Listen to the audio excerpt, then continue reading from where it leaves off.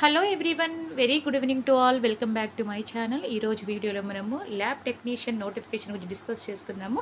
ముఖ్యంగా ఎందుకంటే మన ఛానల్ వొకేషనల్ అదేవిధంగా పారామెడికల్ కోర్సెస్కి సంబంధించిన వీడియోస్ చేస్తూనే ఉన్నాము. ఓకేనా. సో దానికోసం క్రియేట్ చేసిన ఛానల్ మనది. ఓకే. సో ఇది ముఖ్యంగా తెలంగాణలో ఉన్న విద్యార్థుల కోసం మాత్రమే, ఏపీ స్టూడెంట్స్ కోసం కాదు. ఓకేనా. సో దీని గురించి మనం డిస్కస్ చేసుకుందాము. ఇది grade 2 lab technician grade 2 general notification or general recruitment. Okay.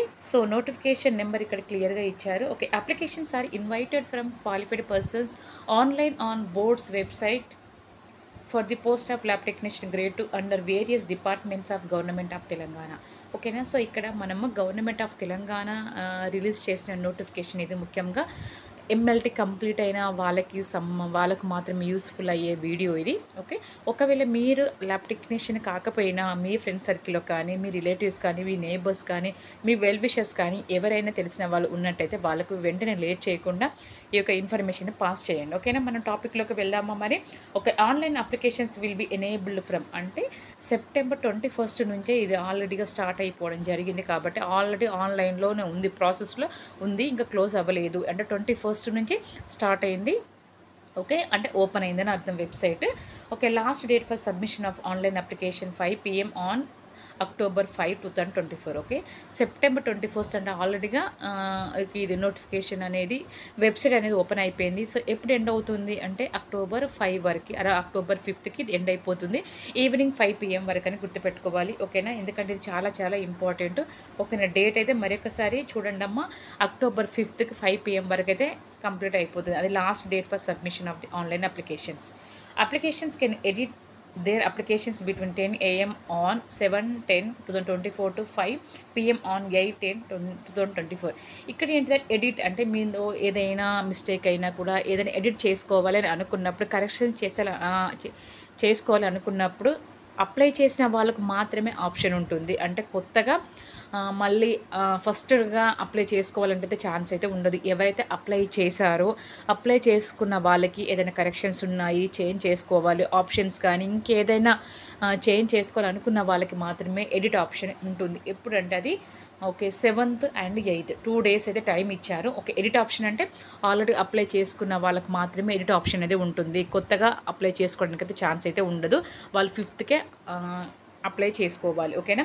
Date of examination okay November 10కి ఎగ్జామినేషన్ అయితే ఉంటుంది. Application submitted online only will be accepted. ఓకేనా. ఆఫ్లైన్ అంటే పోస్ట్ ఆఫీస్లో కానీ బై హ్యాండ్ కానీ అలాంటిదాన్ని యాక్సెప్ట్ చేయరు. మనం ఆన్లైన్ వెబ్సైట్ ఓపెన్ చేసేస్తే ఇక్కడ మనం స్టార్టింగ్లో చూస్తాం కదమ్మా, ఈ వెబ్సైట్ మనం ఓపెన్ చేస్తే ఆటోమేటిక్గా వస్తుంది. అందులోనే మనం సబ్మిట్ చేయాలి. డైరెక్ట్గా వెళ్ళి ఇవ్వడం కానీ, పోస్ట్ ఆఫీస్ ద్వారా కానీ, కొరియర్ కానీ ఇలాంటివన్నీ యాక్సెప్ట్ చేయరు. ఓకేనా. The details of vacancies and scale of pay are as follows. ఓకేనా. కాబట్టి ఇక్కడ పోస్ట్ కోడ్ ఇచ్చారు. సో 3 డిపార్ట్మెంట్స్ వైజే ఇచ్చారమ్మా. Director of public health and family welfare, director of medical education. Number of vacancy 1088 ఉంది. Scale of pay 32,810 to 96,890 rupees. ఓకేనా. తెలంగాణ వైద్య విధాన పరిషత్. ఓకేనా. దాన్ని TBVP అంటారు షార్ట్కట్లో. 183 ఉన్నాయి పోస్ట్. సేమ్ స్కేల్ అయితే ఉంటుంది. ఓకేనా. MNJ institute of oncology and regional cancer centre, ఇది హైదరాబాద్లో ఉంటుందమ్మా. ఓకే. మిగతావన్నీ జోనల్ వైజ్గా ఇది MNJ అంటేనే మెయిన్గా హైదరాబాద్లోనే ఉంటుంది. మెహదీ నవాబ్ జంగ్ అంటే cancer hospital, government cancer hospital, అందులో 13 పోస్టులు అయితే ఉన్నాయి. వాళ్ళకి పే స్కేల్ అనేది 31,040 to 92,050 రూపీస్ అయితే ఉంది. ఓవరాల్గా మనకి ఈ ల్యాబ్ టెక్నీషియన్ గ్రేడ్ 2 వేకెన్సీస్ ఎన్ని రిలీజ్ చేసింది అంటే 1,284 వేకెన్సీస్ అయితే ఇక్కడ క్లియర్గా ఉన్నాయి. ఓకేనమ్మా. ఇది మీరు క్లియర్గా చెక్ చేసుకోండి. Clear. Okay. So the zone wise breakup vacancies is given at annexure 1. కాబట్టి జోన్ వైజ్గా ఎన్ని పోస్టులు ఉన్నాయి అనెక్చర్ 1లో అయితే ఉన్నాయి. The number of vacancies subject to variation on intimation being received from the departments concern. Addition or deletion of vacancies if any can be done up to the declaration of the results. కాబట్టి కొన్ని ప్లేసెస్లో అంటే director of public health అని ఇచ్చారు కదా, ఈ డిపార్ట్మెంట్లో పోస్టులు పెరగవచ్చు తగ్గొచ్చు అని. ఓకేనా. తర్వాత రిజల్ట్ వచ్చే సమయానికి ఇంకా కూడా యాడ్ అవ్వచ్చు అని ఇచ్చారు క్లియర్గా. The carried forward vacancies are brought forward from previous recruitments. Selection, appointment and to search vacancies will be made first before the fresh vacancies. ఓకేనా. కాబట్టి ఇక్కడ vacancy brought forward from previous recruitments. Selection appointment such vacancies will be made first before the fresh vacancies. అంటే first clear అయిన తర్వాత వాళ్ళకి ఇస్తారు fresh వాళ్ళకని. ఓకేనా. The selection procedure will be like, ఓకేనా. అంటే జీవో నెంబర్ ప్రకారంగా ఏ విధంగా సెలక్షన్ ప్రాసెస్ ఉంటుంది యాజ్ యూజువల్ ఆ విధంగానే ఫాలో అవుతారు. Applications will be selected based on the 100 points of which.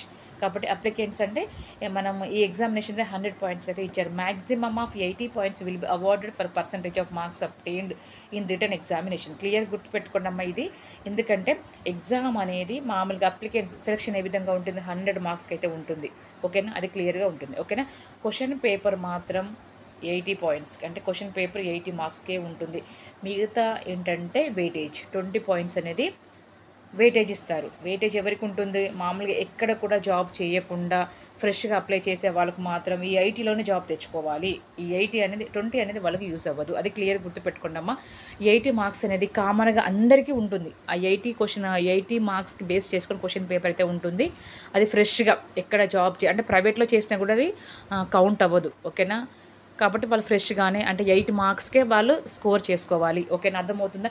ఈ 20 పాయింట్స్ అంటే ఏంటంటే ఈ 20 points will be awarded for service in state government hospitals కావచ్చు, ఇన్స్టిట్యూషన్స్ కావచ్చు, ప్రోగ్రామ్స్ కావచ్చు, అవుట్సోర్స్ బేసిస్ కావచ్చు. అంటే గవర్నమెంట్కి సంబంధించిన ఇన్స్టిట్యూషన్లో, ఓకేనా, ఆ ఇన్స్టిట్యూషన్లలో వాళ్ళు వర్క్ చేసి ఉండాలి. ఓకేనా. అలాంటికి సంబంధించి చేసిన వాళ్ళకి మాత్రమే వాళ్ళు కాంట్రాక్ట్ బేసిక్లో చేస్తారు కదమ్మా, వాళ్ళకు వెయిటేజ్ ఇస్తారు. అంటే ఇన్ని 6 మంత్స్కి కొన్ని మార్క్స్, తర్వాత 1 ఇయర్కి కొన్ని మార్క్స్, 2 ఇయర్స్ అంటే ఎన్ని ఇయర్స్ వాళ్ళు గవర్నమెంట్ సెక్టర్లో కాంట్రాక్ట్ బేసిక్లో కానీ అవుట్సోర్సింగ్ బేసిస్లో కానీ జాబ్ చేస్తారో వాళ్ళకి కొన్ని పాయింట్స్ యాడ్ అవుతాయి. వాళ్ళకు ఓవరాల్గా 20. ఓకే. అంటే కొంతమంది 6 మంత్స్ చేయొచ్చు, అంటే 2 మంత్స్ చేస్తే దానికి వ్యాలిడ్ అయితే ఉండదు. ఓకేనా. 6 months, 1 year, 2 years, 3 years, 4 years, 5 years, 10 years, ఎన్ని ఇయర్స్ చేసినా కూడా అలాంటి వాళ్ళకు మార్క్స్ అనేది 20 బేస్ చేసుకొని ఇస్తారు. వాళ్ళకి 20 మార్క్స్. ఆ 20లో అందరు 20 అని ఉండదు, వాళ్ళ సర్వీస్ని బట్టి 20 మార్క్స్ అనేది డిస్ట్రిబ్యూట్ చేయడం జరుగుతుంది. కాబట్టి ఓవరాల్గా 100 పాయింట్స్కి సెలెక్షన్ అనేది ఉంటుంది. 80 మార్క్స్ అనేది ఎగ్జామ్, 20 మార్క్స్ అనేది వెయిటేజ్. ఓకేనా, క్లియర్గా. Okay. Maximum of 20 points shall be awarded for the service in state government hospital institutions programs for both contract and outsourced employees as below. Okay, detailed below. కాబట్టి 2.5 points for 6 months for service rendered in tribal areas. ఓకేనా. Okay, విలేజ్లో కానీ and tribal areas. ఓకేనా. Tribal ఏరియాస్లో ఒకవేళ 6 months work చేస్తే వాళ్ళకి 2.5 points అడుగుతాయి. ఓకేనా. 2 points for 6 months for service rendered in other than tribal areas. అక్కడ ట్రైబల్ ఏరియాస్లో కాకుండా మిగతా ఏరియాలో చేస్తే వాళ్ళకి 2 పాయింట్స్. ఓన్లీ ట్రైబల్ ఏరియాస్లో 6 months చేస్తే 2.5 మార్క్స్. అదేవిధంగా ట్రైబల్ ఏరియా కాకుండా మిగతా వేరే ఏరియాలో వర్క్ చేసే వాళ్ళకు 6 monthsకి 2 మార్క్స్ యాడ్ చేస్తారు, 2 పాయింట్స్ యాడ్ చేస్తారు. Points to be given for only completed 6 months.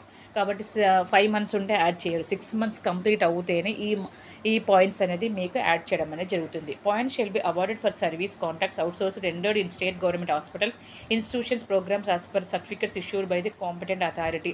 Details of competent authorities are given at annex 2. కాబట్టి అందులో ఎవరెవరి సర్టిఫికెట్స్ ఇష్యూ చేయొచ్చు, ఏ హాస్పిటల్స్ వచ్చిన సర్టిఫికెట్ మనం సబ్మిట్ చేస్తే మనకు పాయింట్స్ యాడ్ అవుతాయని వాళ్ళు క్లియర్గా ఇచ్చారు. అది కూడా మీరు చెక్ చేసుకోండి. ఒకవేళ మీరు కాంట్రాక్ట్ జాబ్లో చేస్తున్న వాళ్ళైతే అనెక్స్ 2లో కూడా మీరు చెక్ చేసుకొని చూడండి అమ్మ. ఓకేనా. ఓకే. సో ఇదైతే మనం చూసాం కదా. మనకి ఇంకా ఎక్కువగా అవసరమైంది ఏముంది చూద్దాం. మనకు ఏమేమి సర్టిఫికెట్స్ అప్లోడ్ చేయాలి. ఓకేనా. ఏమేమి upload, Aadhaar card, SSC 10th class certificate for date of birth proof కోసం ఎస్ఎస్సి సబ్మిట్ చేస్తారు. ఓకేనా. కన్సాలిడేటెడ్ మార్క్స్ మేము కన్సర్న్ డిగ్రీ ఓవరాల్గా మార్క్స్ మేము లాంగ్ మేము అంటారు కదా, అది కూడా అన్ని వాళ్ళకు అంటే కంప్లీట్గా అందులో మార్క్స్ ఇస్తారు. ఒక ఫస్ట్ ఇయర్ సెకండ్ ఇయర్ కాకుండా ఓవరాల్గా ఫస్ట్ ఇయర్ సెకండ్ ఇయర్ కలిపి ఉన్న మెమో అప్లోడ్ చేయాలి. Concern qualifying exam certificate. ఓకేనా. కాబట్టి మీరు ఎగ్జామ్కి క్వాలిఫై అయిన ఎగ్జామ్ సర్టిఫికేట్ కూడా మనం పెట్టాలి. ఓకేనా. Concern qualifying exam certificate. Okay. కాబట్టి మీరు ఎగ్జామ్ క్వాలిఫై అయినట్టు ఉంటుంది కదా, ఆ సర్టిఫికేట్ కూడా మీరు పెట్టాలి.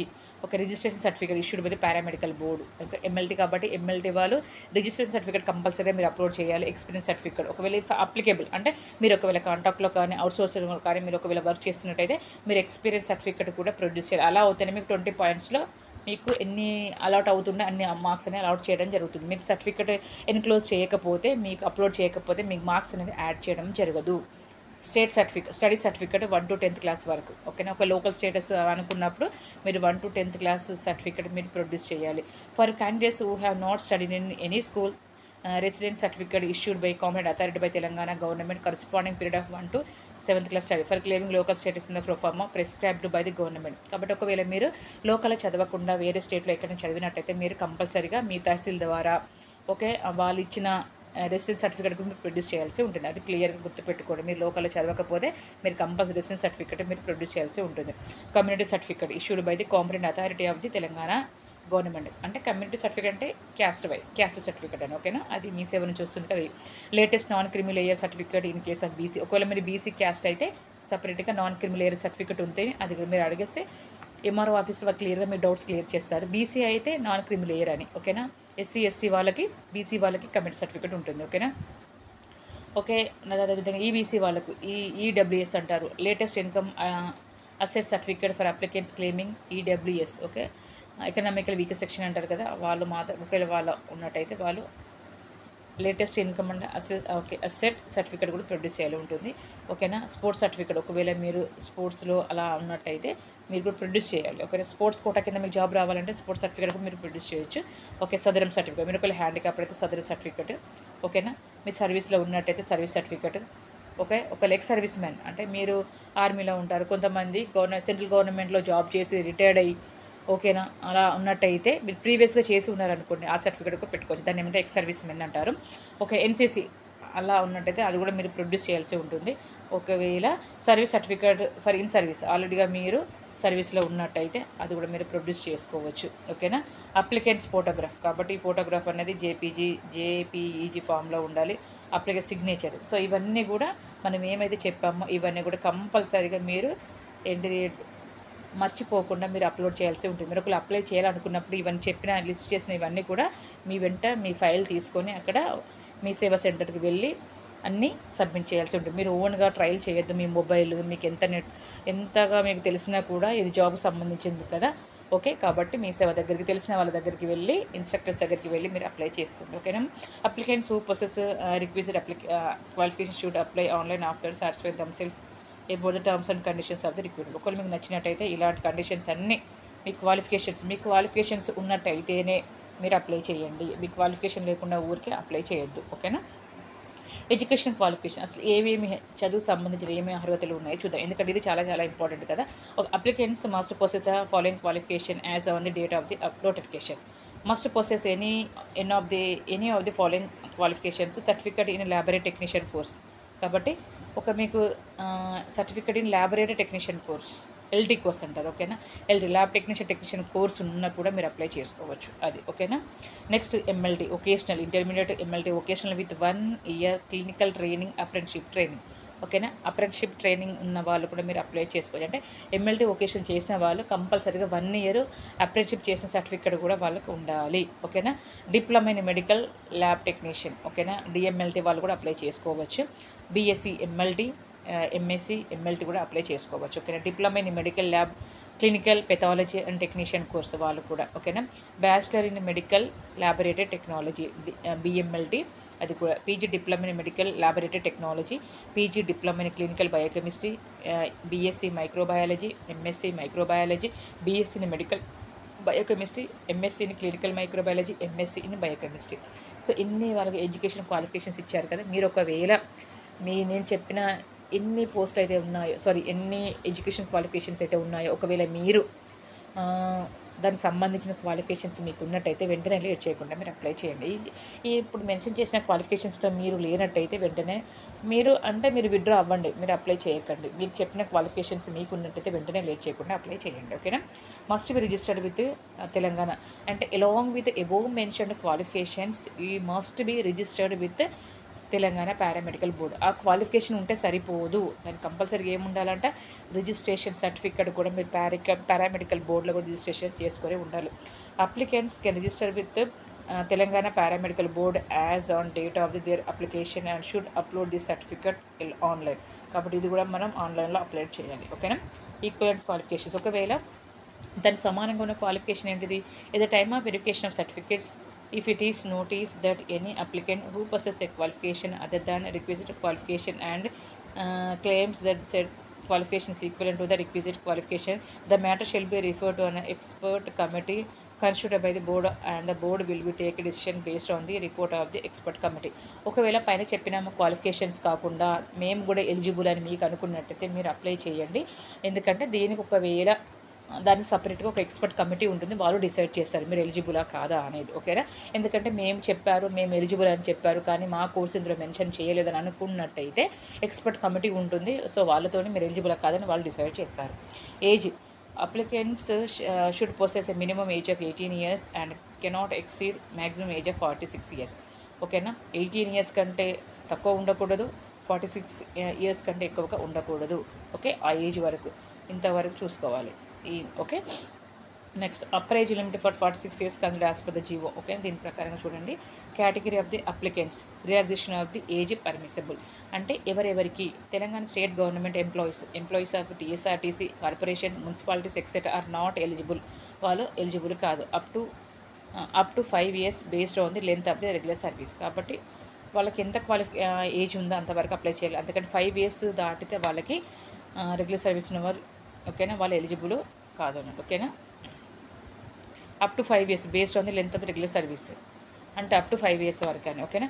ఎక్స్ సర్వీస్ మెన్, ఇంతకుముందు చెప్పాము కదా, మన సెంట్రల్ గవర్నమెంట్లో ఎక్కడైనా అంటే మన గవర్నమెంట్ సెక్టర్లో ఆర్మీ అనుకున్నాం కదా, ఆర్మీ, రైల్వే అలాంటి దాంట్లో చేసి ఉన్నవాళ్ళు 3 years రిలాక్సేషన్ ఇస్తారు వాళ్ళకి. ఓకేనా?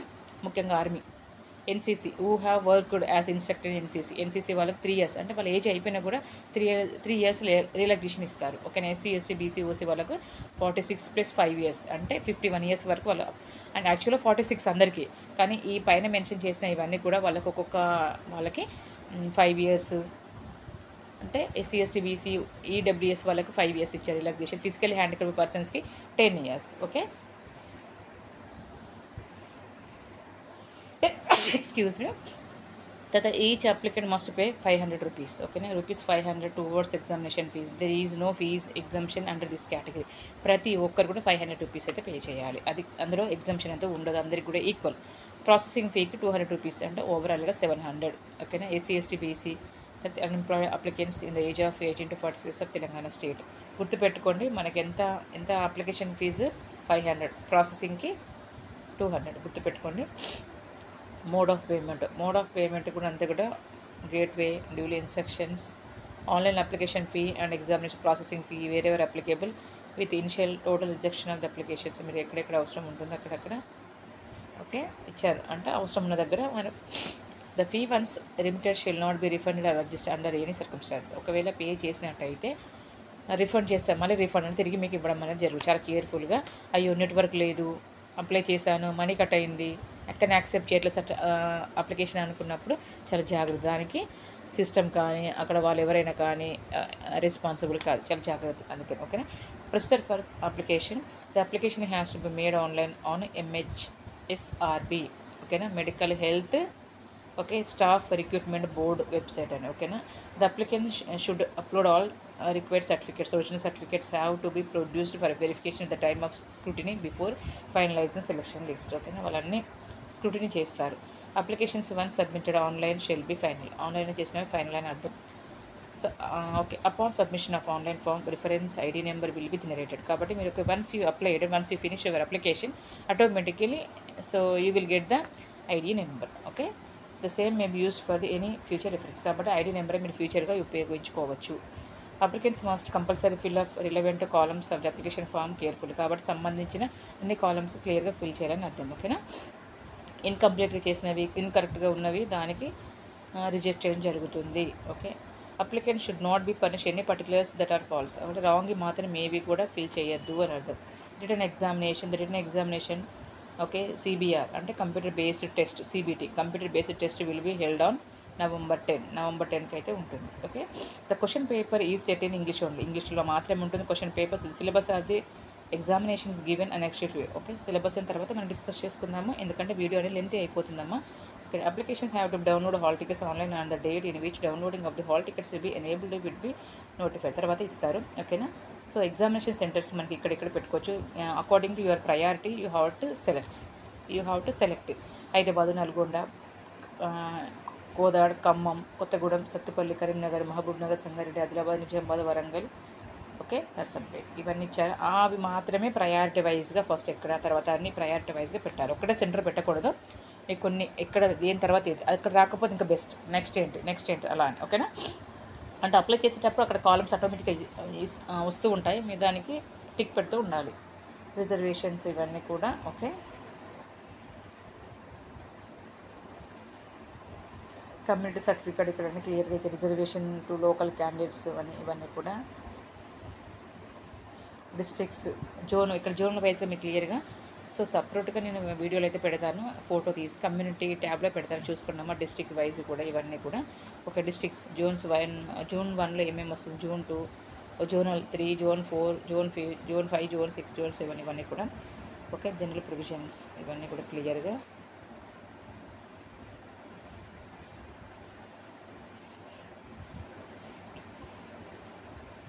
Okay. So breakup of provision vacancy position ఇక్కడ జోన్ వైజ్ ఎక్కడెక్కడ ఏమేమి పోస్టులు ఉన్నాయి ఇక్కడ క్లియర్గా ఇచ్చారు కదా, చూడండి ఓకే.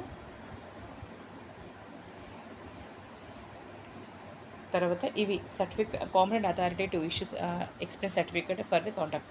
అంటే ఈ ఇన్స్టిట్యూషన్స్ వాళ్ళు మాత్రమే ఇచ్చిన సర్టిఫికేట్ అనేది మీరు అప్లోడ్ చేస్తే అప్పుడు మాత్రమే మీకు 20 పాయింట్స్లో సంబంధించినవి మీకు యూజ్ అవుతుంది అని అర్థం. వీళ్ళు మాత్రమే ఇవ్వాలి, వీళ్ళు ఇచ్చిన సర్టిఫికేట్స్ మాత్రమే వాళ్ళు యాక్సెప్ట్ చేస్తారు అని అర్థం ఓకేనా. కాబట్టి క్లియర్గా చూసుకోండి.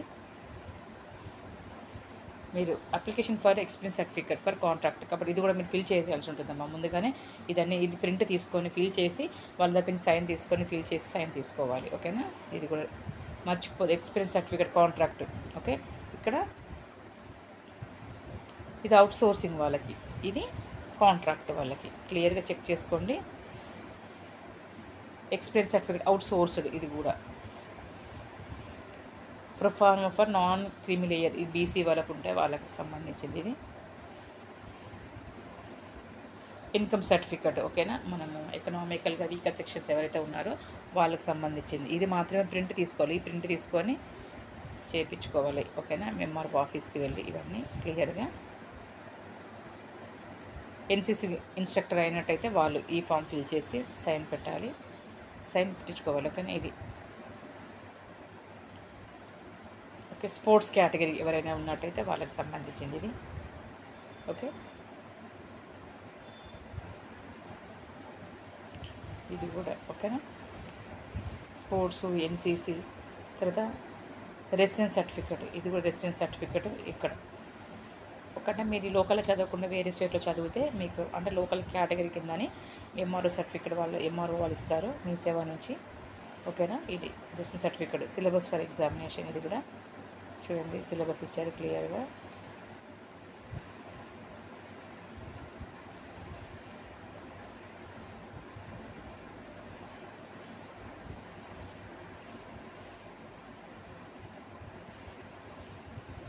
ఓకేమ్మా.